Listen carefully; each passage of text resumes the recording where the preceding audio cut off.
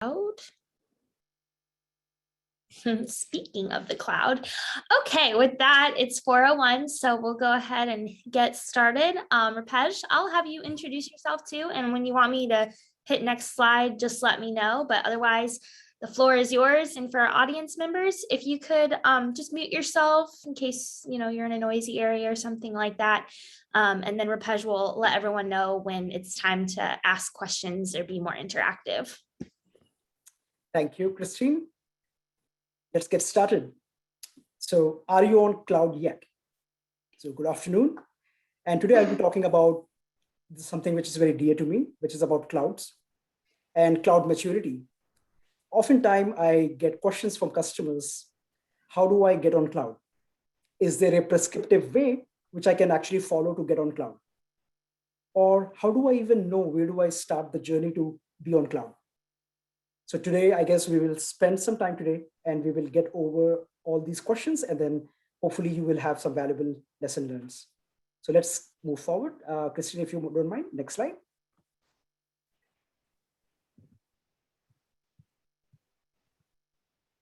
Okay, so let's talk about the agenda, cloudy forecast. So what are we trying to cover today? So we will start with looking at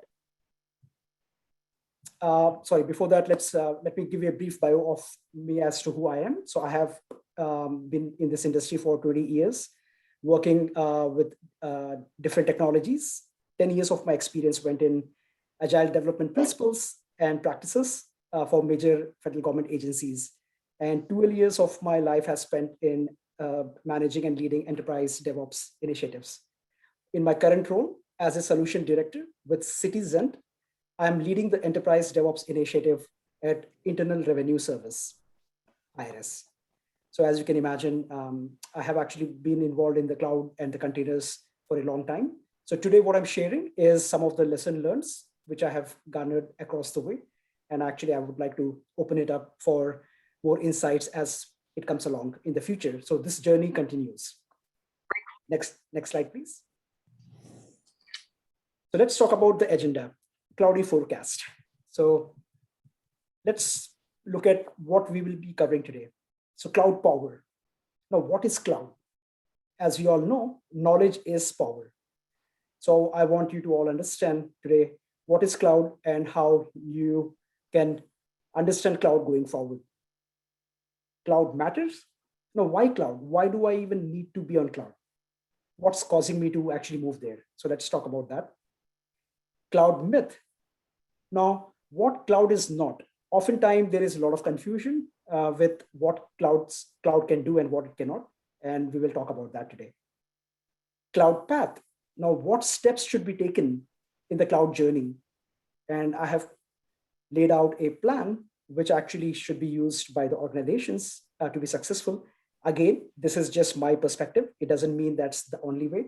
There are many different ways by other great minds who actually can get this cloud journey for your clients. Cloud ready. How do I know if organization is ready for cloud? So there is no need for a race to get onto the cloud. Take your time. So we'll talk about what does it mean to be cloud ready. Cloud security. We'll talk about what role do I play in the cloud and what roles others play in the cloud. So knowing is important. Then we'll talk about the cloud takeoff. What did I learn with my journey on the cloud? And as I said, everything is continuous improvement. So what you actually learn, you feed it back and you optimize and improve. So we'll talk about that as well. And then cloud maturity. So how can I do it better? So now I'm on cloud. I have taken some of my applications to cloud. Now what I can do better. So we'll be discussing that. And then the cloud reward. What is it in for me? Like, what do I get once I'm on the cloud? So let's talk about that as well. Next slide. So cloud power. To understand cloud, let me take you on a brief journey back in time. Back in the early days, I'm sure most of you remember that the software was locally installed on the workstations and the data was stored locally and all the compute and everything was happening on the workstation.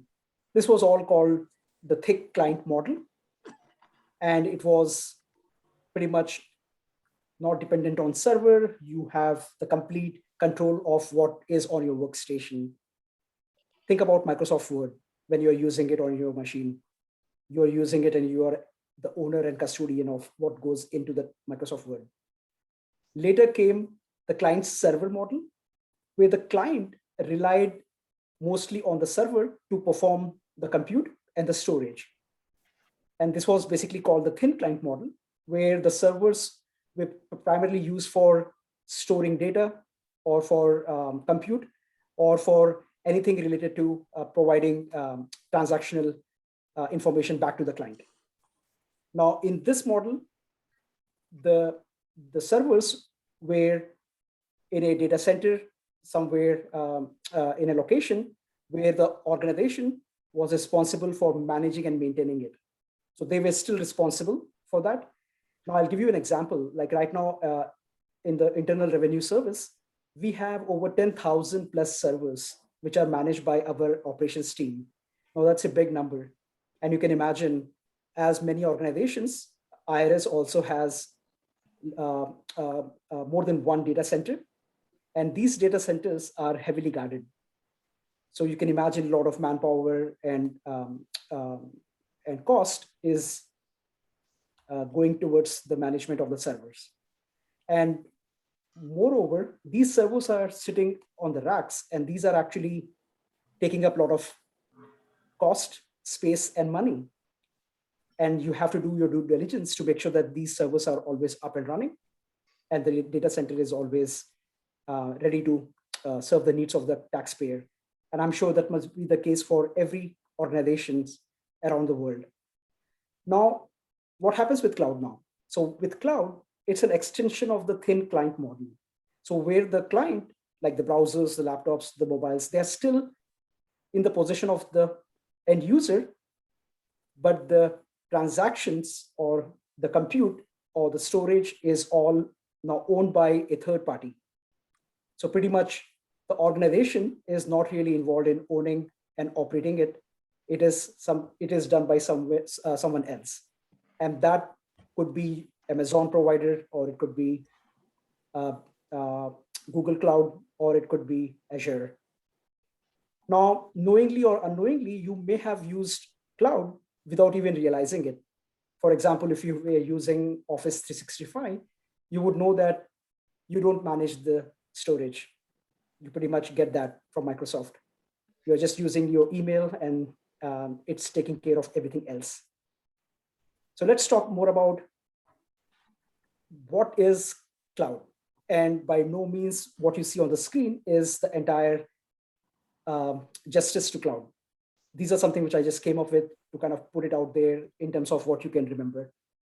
And I kind of find it very interesting to actually remember it in this acrostics. So C for computing. Now, when performing resource-intensive operations, for example, billions and billions of transactions, you have to make sure that your servers are ready and able to perform the job. Now, in order to do that, certainly not all data centers for organizations have servers which are sitting there idle, waiting to take that order. Now, how would you do that then?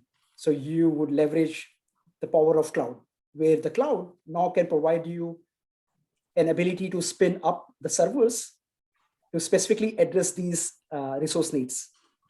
And we'll talk about that more as we move forward.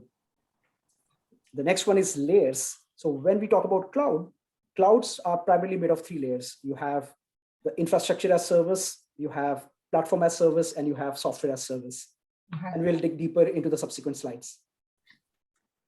The third one is the on-demand. Now, as I said earlier, servers can be spinned up. So what does it mean to you as an organization? It means that you can now explore and exploit that opportunity which the cloud provider is providing you. So you can spin up when there is a demand, and then you spin down when the demand goes away. So that's how you can actually leverage cloud. Now let's talk about uptime. Uptime is basically where you have to make sure that your application is up and running for different geographical regions, and they are providing high availability. Now you might have seen many a times the applications does go down because there is a server outage or there is some kind of an infrastructure failure, hardware failure, and it could be anything. Now, when it comes to cloud, cloud actually provides a assurance of, as you might have seen from Amazon, it has a 99.119% of availability and 99.69% for reliability. So what it basically is doing is it's taking over the risk from you, and they are saying that, hey, we can actually provide you the uptime and make sure that your applications are up and running, even though there is an outage. So take that opportunity from the cloud. And finally, data storage. Now, data storage on cloud allows your applications or your business, in fact, to grow and not worry about where and how the data is stored. Now you can have terabytes, petabytes, zettabytes of data, and that all can be on the cloud, provided you know what you're doing with the data and not just simply moving to the cloud for the sake of moving it. So we'll talk more about that. Let's move to the next slide, Christian. Now, cloud matters. Now, why cloud? So if you're in 2021, which I'm sure we are all, you cannot avoid cloud. You have to be involved with cloud. So it's not a matter of if you're on cloud, it's a matter of when you're on cloud. And I'm sure your organization is probably looking at getting on cloud. Now, there are many benefits for being on cloud. And if you're in a business to grow and serve the customer, make sure that you're in the race. Otherwise, it's very easy to be obsolete and out of the race. So let's talk about what other things the cloud provides us. And again, these are just some of the important aspects of cloud, but not certainly the entire list. So let's talk about elasticity. So imagine one of the video went viral, and all of a sudden there is a big interest from everyone around the world to actually reach out to your website. And they want to actually see, and they're inquisitive about what happened and how it happened and stuff like that. Now that's the time for your business, and you don't want your application to crash. We all remember what happened when there was an Obamacare and the website crashed. So that will be the worst thing to happen for any organization. Now, that's where the elasticity comes along. Now, some may argue, say, hey, we actually do we can actually create the servers in our data center, and we can actually keep it ready for any kind of spikes. But the problem is nowadays you don't know, because as I said, even a small, simple, viral video can actually make all the traffic come to your organization. Now, in order for, what does it tell us? It tells us that we are not able to forecast or predict the traffic which comes at any given time of the day or the night. So how do you manage it? Say, for example, Amazon Prime Day. Now, whenever Amazon comes with the Prime Day, you can see you can imagine the traffic which goes on to the Amazon websites. Now, that's where elasticity comes along. So if you are a development manager, if you're a technical lead, if you're a developer, in fact, you have to keep that in mind. How do you actually make your application kind of function in a way that it can be spinned up on multiple servers across the geographic regions? So that's where the elasticity comes along. And it takes away the guessing out of the picture. Now, again, I'll go back to our internal revenue services. So as you know, in IRS, we actually have the open enrollment seasons, and we have the tax filing season, and that happens in a year, even though they are predicted, but you never know. Sometimes it can happen based on any legislative changes. Like recently, IRS was involved with the America Rescue Plan, where we actually had the COVID-19 stimulus check, which has to be sent out to the taxpayer. Now imagine that situation. In that situation, you have to immediately serve the needs of the taxpayer. So that's where the elasticity comes along. Now let's talk about the other feature of cloud, which is pay as you go. Now in the cloud model, you can pay for the services you use. And for the services you don't use, you don't pay for it. Convenient, right? This allows you to be smart about what you want to use and how much of the services you want to leverage. Now imagine that on our data centers. If you have a server, as I said, IRIS has over 10,000 servers, and I'm sure other organizations and representations on this call can vouch they may have even in thousands and even more than IRIS count. Now, these servers are statically placed on the server racks. They are hogging space, energy, and they may not be used to their full potentials. We have seen many of our servers have not even reached the capacity of 25%. So what does that tell us? It tells us a significant waste. So why do we actually have to pay for things when we are not using it? So that's where exploit and explore this opportunity from the cloud. Pay as you go. Now, faster time to market. Now, as it's always said, the first to market captures 80% of the market share. Now, that makes a big difference.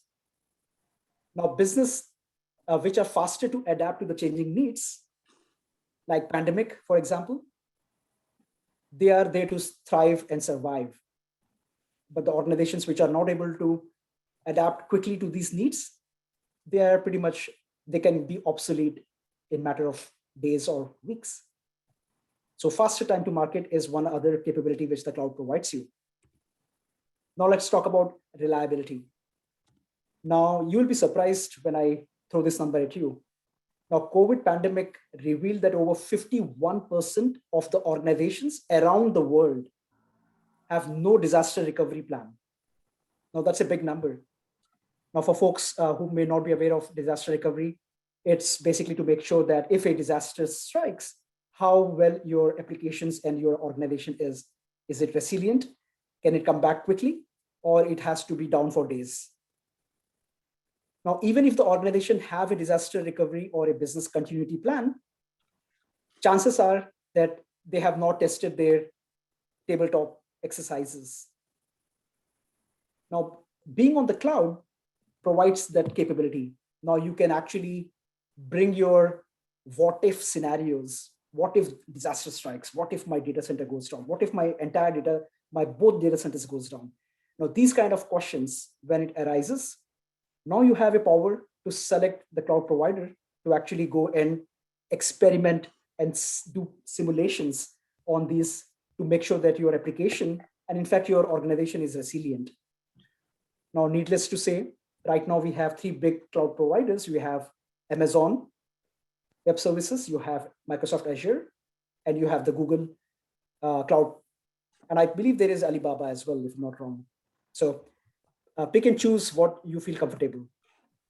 Now, why do I say about cloud provider? What does they give us? Now, they proclaim and they say that they can provide us 99.119% of availability. Now, to translate that, it basically means that throughout the year, they just says that we assure you that it will be only down for 3.5 days of 365 days. Now, that's the guarantee they are actually taking. Van Dixon, GSA. Sorry, was there a question? Hello. Okay. Who's calling?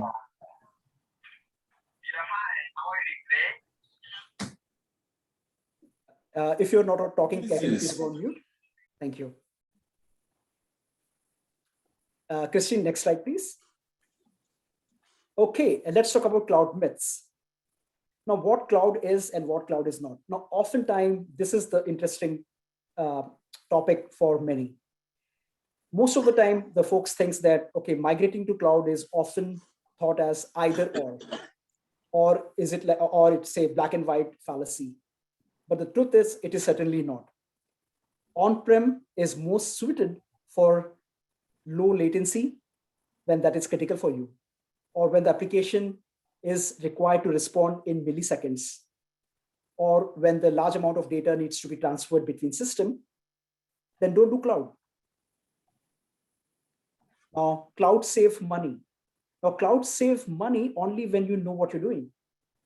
And when you have a mature IT governance model, which is providing a strong oversight into the cloud, into the cost and spending. and a good monitoring of infrastructure and automation in place to scale up and down the resources. Now, if you don't have IT governance or there is no mature process, imagine a developer can just go in and just spin up EC2 instances in the cloud and can rake up the charges for the organization.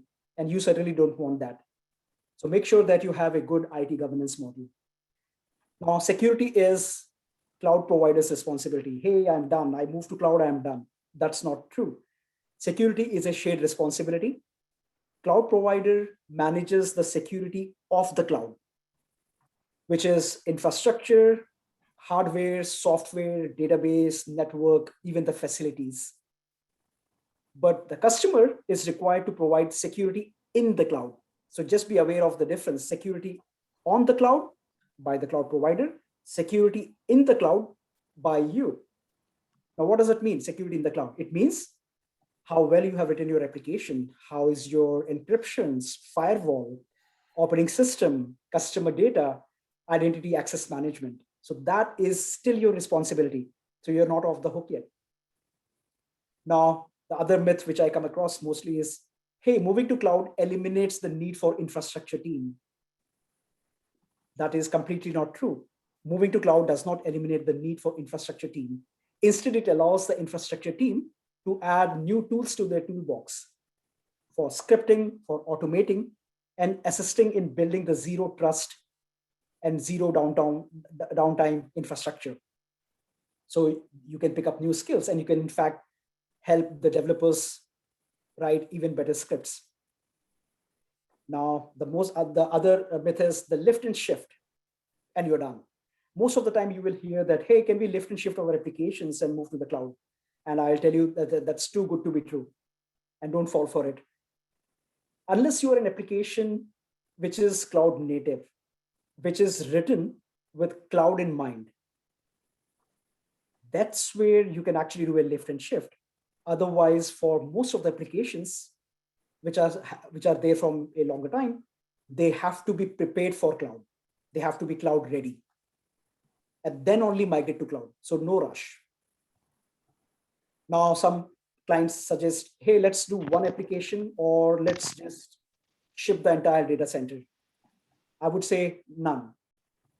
Instead of migrating one application or the entire data center, consider migrating plank by plank.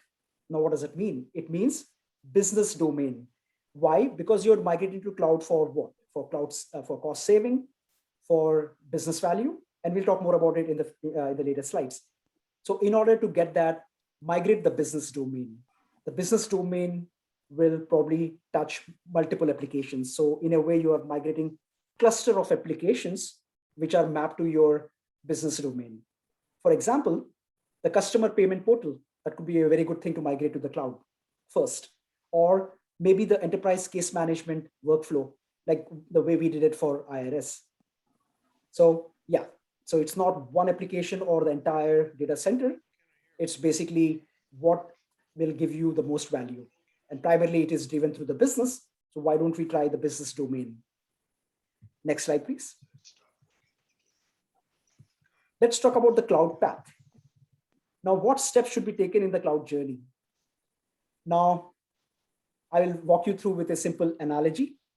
So let's say you have important documents, jewelry, cash, passports, and all those things in your home. And it's in your control for 24/7. And when you're not around, you may have purchased a a good security system, which is monitoring and making sure that you get the peace and you can sleep better in the night. Now, the same thing goes with the organization. They have their important data, the PII, the sensitive data, and they have in their data center, they're managing it with their employees and they have all security clearance and they are kind of doing it 24/7. In fact, there are some data centers where you're not even allowed to fly above the data centers. So you can imagine. So that's the level of right. information goes in. Now you can, let's say you decide you want to know, you're concerned about what if my house burns down? What if I lose my passport? I lose my important document. So let's move my data and information and document to the bank. So bank here, just in your visualize it as the cloud provider. Now, when you actually move your information to the bank, certainly you will not just move to a random bank and just say, hey, there you go, please keep my gold, jewelry, and passport. You will do your homework, you will do your research, and you will expect the same or even better level of security than what you were providing in your house. So you will actually make sure that the bank is FDIC insured, or in terms of the cloud analogy, it is FedRAMP certified for high and moderate, and other certifications and accreditations which the cloud needs to obtain to get your business. Now, as you can see, the bank can provide the security by surveillance, by security guards, making sure that they are doing their job properly. Can get some water, please? But once you are in your locker room, and what stuff you put inside your locker, that's your responsibility. So what if you forget your keys? You forgot to lock your locker. You have left open your locker and it has all your gold and jewelry and the passport. Now that's your responsibility. So you got the point. So security of the cloud is by the provider. Security in the cloud is your responsibility. Now we'll talk about the cloud ready, the cloud security, cloud takeoff, and cloud smart. And that's where you mature. So these will be covered in our subsequent slides. Next slide, Christine. Okay, so cloud ready. Now, what does it mean to be cloud ready? We might have heard many times cloud ready. Now, Department of Defense has come up with a cloud ready, cloud smart strategy as well. And IRS is a proponent of that. And we have actually worked on migrating a business domain called enterprise case management to cloud. And we have done over 70 production applications as of today on the AWS GovCloud. So we talk with experience. So let's say, continuing our analogy, now prior to moving items to the bank locker, you have to identify the reasons, identify the value as to why you want to even begin to move to cloud, to bank. Maybe it's the peace of mind, maybe you are worried about the fire and disaster or the theft at your house. And then you will decide if you want to move forward with the bank option. And you will do that only when your benefit outweighs the risks. Next, you educate yourself. You will figure out what banks are available, what type of locker they are providing, what kind of service offerings they are providing, very similar to the cloud provider service offering, and what fee structure do I have? Am I paying like $100 a month for the bank locker? So that take into that consideration. So how much of that cloud provider service is comfortable for you? And then once you have decided that all, then you will identify the list of items which you will want to move to the locker. You certainly will not want to move everything from your house to the locker. Very similarly, you will not want every IT portfolio into the cloud. So you will do your due diligence to look at what is relevant, what I need to move to cloud. So how do you do that? You do portfolio assessment. You look for making a list of jewelry, passport, money, whatever it might be. Same thing, you would do your portfolio assessment. There is not a single organization where they don't have more than different varied type of infrastructures and applications out there. Not every application is a candidate for cloud. So do your portfolio assessment of your technology and see which makes more sense to move to cloud. And then once you decide the thing of, okay, these are the list of all my jewelry, passport and everything, then you will sort them, you will label them, you will package them, and then you will organize them. And then you will take the photographs and everything. That's where the governance model comes along. They are then responsible to make sure that the data which they are actually parting with, they are authority to operate. So that's where the security comes along. They will have you perform your NIST control evaluation, making sure that they certify you and authorize you for moving those items to the cloud. So as you can see, the analogy, it kind of works very well with the bank. Let's talk about the cloud security. Next slide, please, Christine. Now here, as we have seen, this is a kind of like in a nutshell, a very good source information I kind of found somewhere from the internet, and I thought I'll just put it here for talking cloud security. Now, as we talked about earlier, we have three different layers. We have the infrastructure as service, we have platform as service, we have software as service, and we have on-prem. Now, as you can see, depending upon how risk averse you are, you can actually move in the pendulum either to the left or to the right. If you are a very risk averse, you can certainly stick to the on-prem. But if you are more of trying out new things and you know what you're doing, then try to move to the right. And then certainly it doesn't mean that you have to always go this way or that way. You can actually be a mix of many things within your program. So you can have your program A within your organization, which is actually using infrastructure as service, and the program B is only on using platform as service. So as you can see, the cloud security is shared responsibility.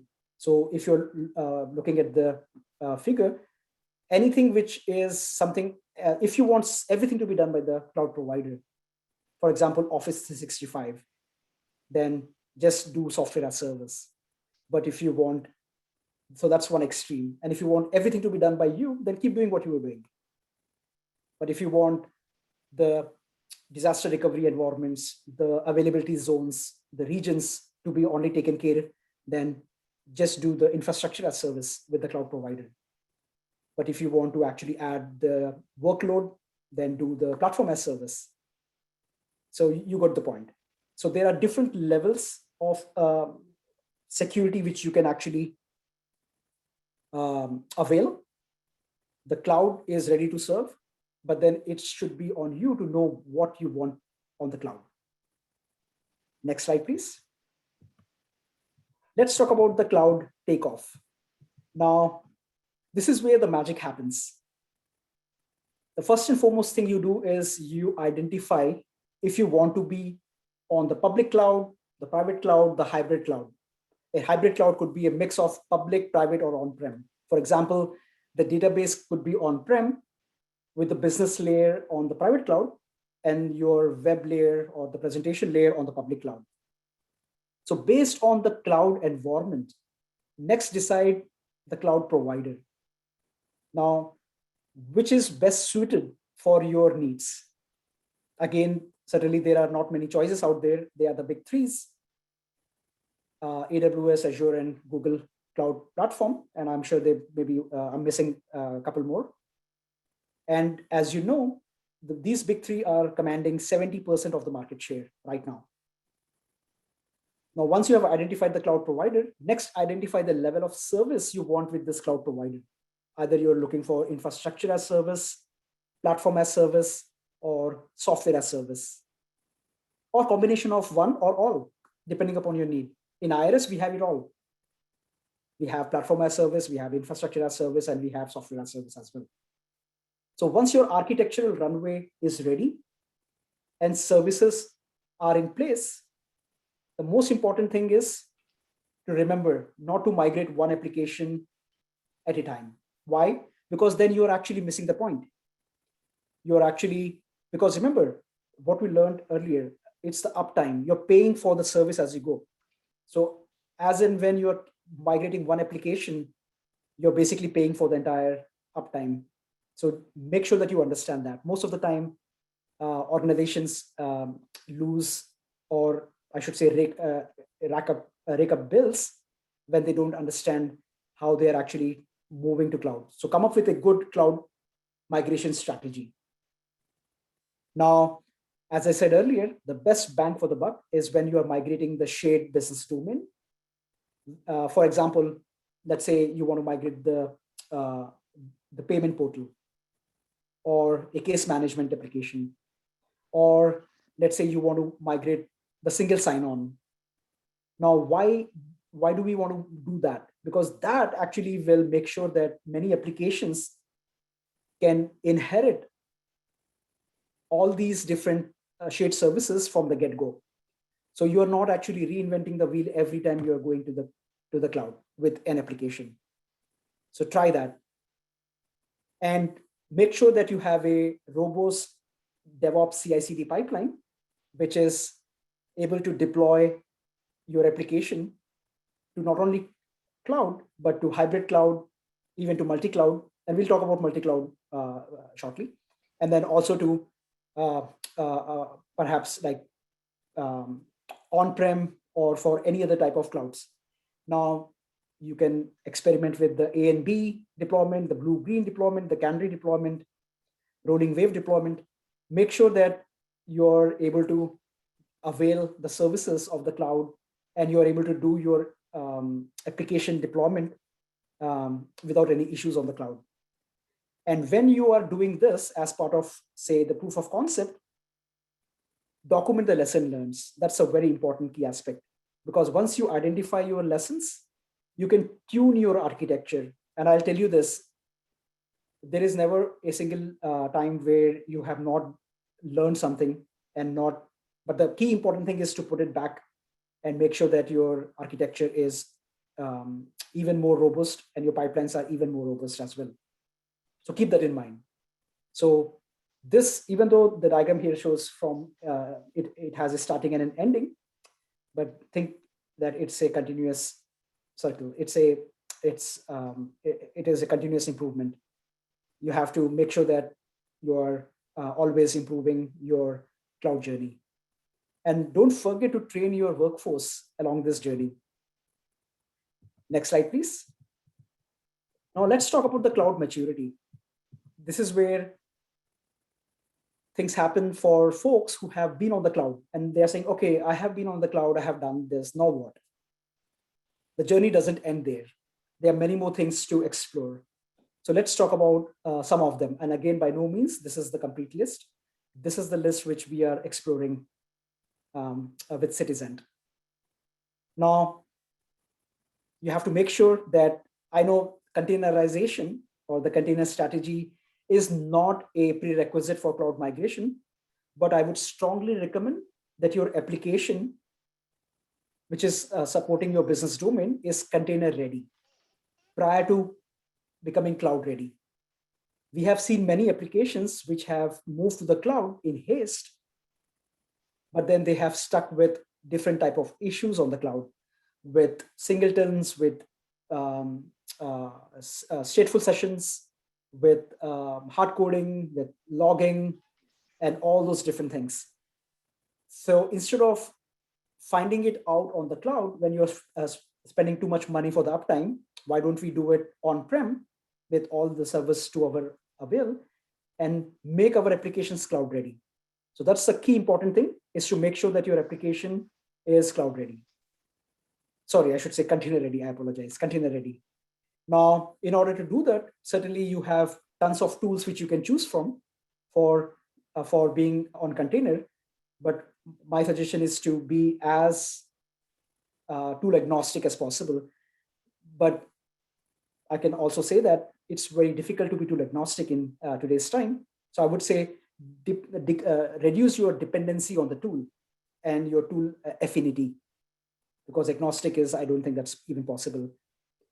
Now, the tool which comes to my mind is the Kubernetes. Now, Kubernetes is an open container platform which you can actually use to quickly bring your applications onto containers. And there are many tools out there which can actually scan your source code to know if your application is even ready for containers. One of the tools which comes in my mind is the Red Hat Application Migration Toolkit, which we use for over 101 applications in IRS. And that actually provides a report on every code commit through our CI/CD pipeline.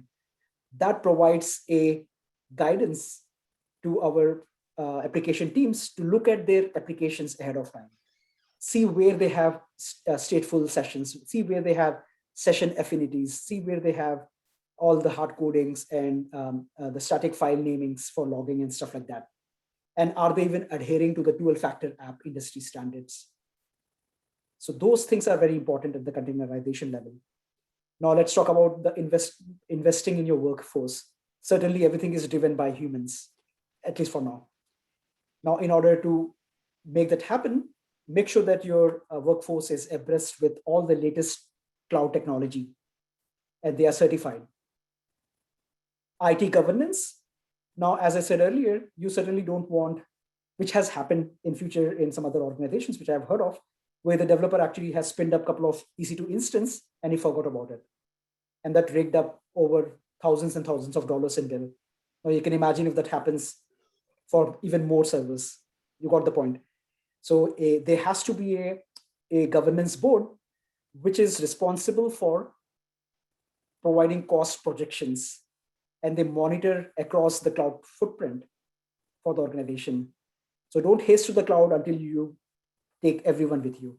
It takes a village to go to cloud. So, so the IT governance role also should not be limited to just one cloud provider. Think about it when you go to a multi-cloud model. Now the IT governance has an even bigger challenge. They have to make sure that they're constantly forecasting and predicting the service cost on different providers. For example, the identity access management service may be cheaper on Amazon, but the database service is cheaper on Azure. Now, how do you actually be on top of it proactively and make sure that you get the best bang for the buck? So you can see IT governance has a lot of things to be on top of. So the cost control. So even though as you pay as you go, but as you have seen, you don't want to actually, or I should say, you should make sure that you know what you're doing. Because if you are using the service, sometimes the cloud providers actually discount the service. So you need to take the opportunity to actually avail that promotional events. So make your applications in such a way that this all can happen. When we go out to eat, we look for coupons sometimes, right? I mean, we all do. Same thing. So saving money is always good. And same goes for the organizations. Now, self-healing. Now, we have heard about self-healing a lot. And nowadays, the cloud, or I should say the organizations are investing in it. Now, what is self-healing? A self-healing, basically, according to me, is where you can predict, you can identify, you can observe, and then you can remediate the issues. Now, how will that all happen? It will all happen certainly with leveraging with the AI ML, the artificial intelligence and machine learning tool. So we are at a process of looking at that. And we are also looking at the robotics process automation in terms of building a self-healing framework. Now let's talk about hybrid cloud. Now, as we discussed, migrating to cloud does not have to be all or nothing. Based on the lesson learned from your cloud takeoff journey, what you have seen in the previous slide, it is advisable to revisit and analyze if hybrid cloud with a public, private, or on-prem, what style works for your organization. This is an important moment of reckoning because you invest and migrate more and more applications to cloud. So you have to make sure that you involve your governance team, compliance team, security team, make sure that you come up with a good hybrid cloud model. Let's talk about multi-cloud. Now, often I have seen people getting confused between hybrid cloud and multi-cloud. Multi-cloud is basically a distribution of cloud assets, software and applications across multiple cloud hosting providers. Now, in a typical multi-cloud architecture, you can have 2 or more clouds or private clouds providing the capability to your organization. Now, what does that mean? I'll give you an analogy. So let's say hybrid cloud is like combining Apple and Orange. So you're basically having your breakfast and you have Apple and Orange. That's hybrid cloud. But multi-cloud is like combining 2 different types of apples or 2 different types of oranges. So in that way, you are still eating your oranges and apples. It's just that now you have a bigger choice. You know that, okay, hey, if Amazon goes down on my application, I can actually move to Azure. Or if Azure goes down, sorry, I'm just picking on Amazon, Azure, and Google Cloud. I'm sure there are a few others. So that's the point. So making sure that your application has a very well-defined active, passive kind of a strategy where your application can, at a given moment's notice, can move from one to another. And you want to do that, right? Because options, you should always have options. And multi-cloud provides that. Now let's talk about edge cloud. Now, what is edge cloud? Now, this is an interesting new thing which is coming out. By 2025, as per Gartner, 75% of the data will be processed outside of the traditional data center or cloud. That's a big number, 75% of the data.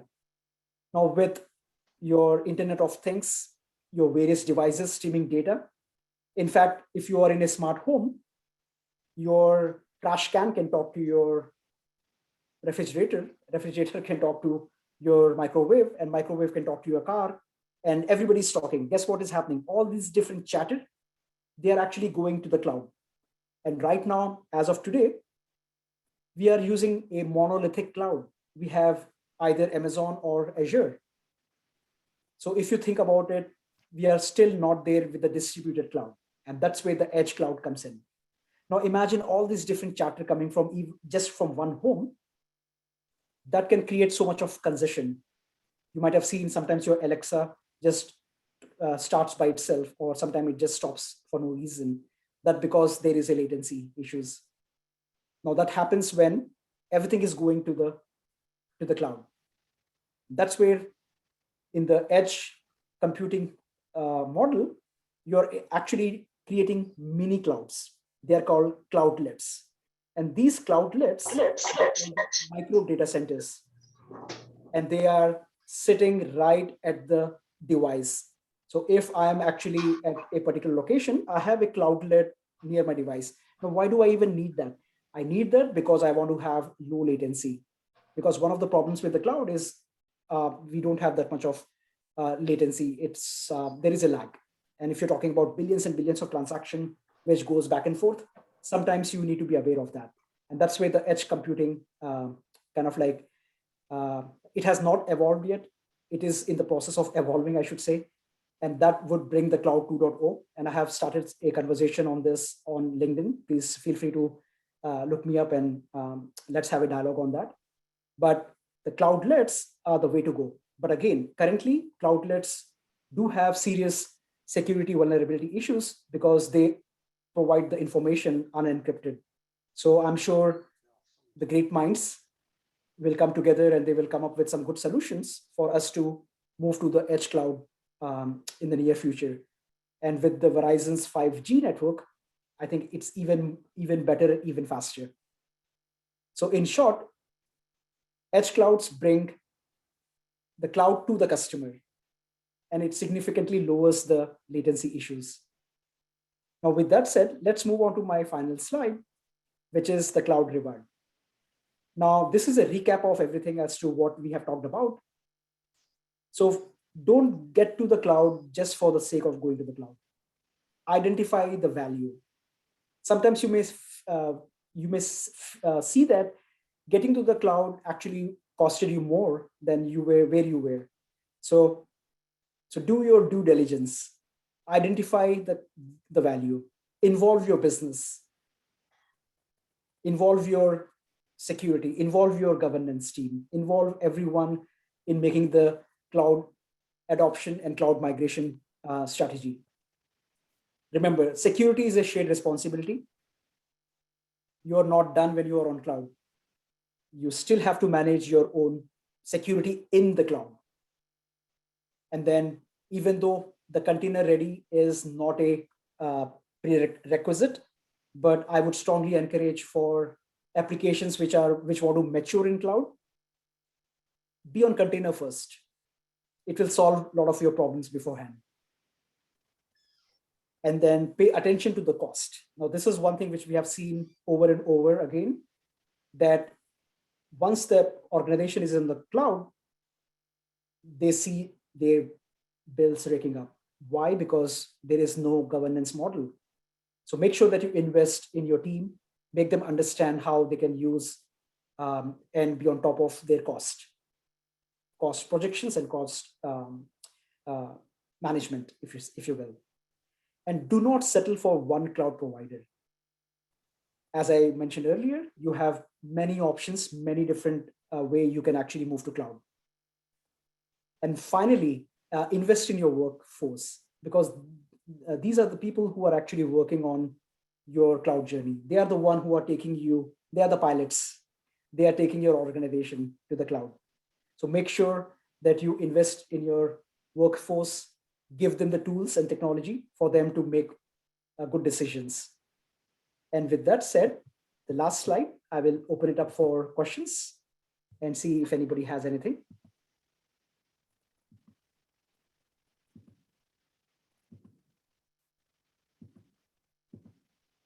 Awesome. Thank you so much. That was so great. Any feedback or questions, comments from folks online?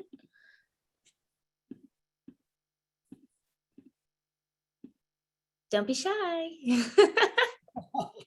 Or takeaways, things that you learned or thought it was interesting. We would love to hear from you all.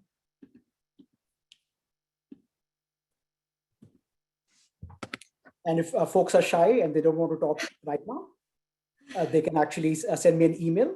That's my email on the screen. And I would love to have a conversation with you. And please connect me on LinkedIn as well. Sounds good. Raul said, thank you very much. And I agree with him. I appreciate it a lot. Yeah, so there's only about 8 minutes left. Does anyone have anything that they would like to comment on before we go? All right. Everyone's saying thanks so much. Oh, sorry. Actually, Christine, I see a issue. Sorry, I see a question on the chat. Yeah, go ahead and answer that one then. Sure, thank you. I see a question from Bill Shibble. Sorry if I am pronouncing your name wrong. Is there a concern in running containers between the various vendors? I would say that's a very good question. So make sure that when you are actually working with your vendors, depending upon if you're using, like I'll give you an example, like when we actually moved to cloud, we were using Elastic Kubernetes service, and we were actually working with that. But then we started discussing about multi-cloud, and we want to make sure that we want to not be tied to one cloud provider. So that's where we actually moved from Elastic Kubernetes service to OpenShift. Now I know that OpenShift has its own set of things, but we made sure that our containers are compatible between OpenShift and EKS. So that's a very good question, and I hope I answered your question. Excellent. Thank you so much. Another question just came through from Alba. Do you have any recommendations for workforce development, such as specific courses? That's a great question. Thanks, Alba. Do you recommend recommendation for workforce development? Now, one of the good things about today's time where we are living, we are so blessed to be living in this generation where everything is on our fingertips. We have Udemy, we have Cloud Guru, we have all the YouTube videos. So these are for the people who are intrinsically motivated to learn and grow on their own time. But there are other ways of doing it with like company like Citizen, where we invest in certifications, where the employees are sent out to learn in a classroom setting and kind of be more cloud savvy, if you will. So yes, so I would say a lot of information is out there available, and getting certified in cloud is another great opportunity. Try to look at different cloud certifications which are available from Azure, from Amazon, from Google Cloud, and that will keep you well oiled. Hope that answers your question, Alba.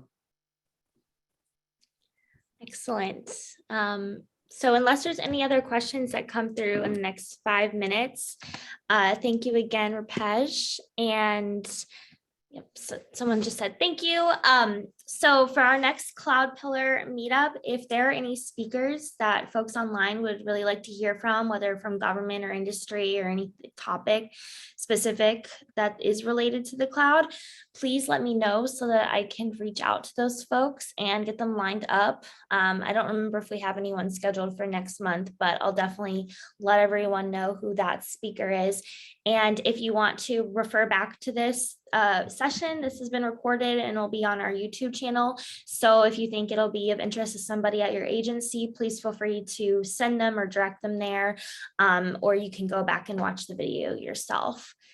So with that, thank you so much again, Rupesh, and thank you all for being online. Thank you for being excellent audience members. And I look forward to speaking with you all again soon. Thank you, everyone. Thanks, Christine. Bye. So much. Bye.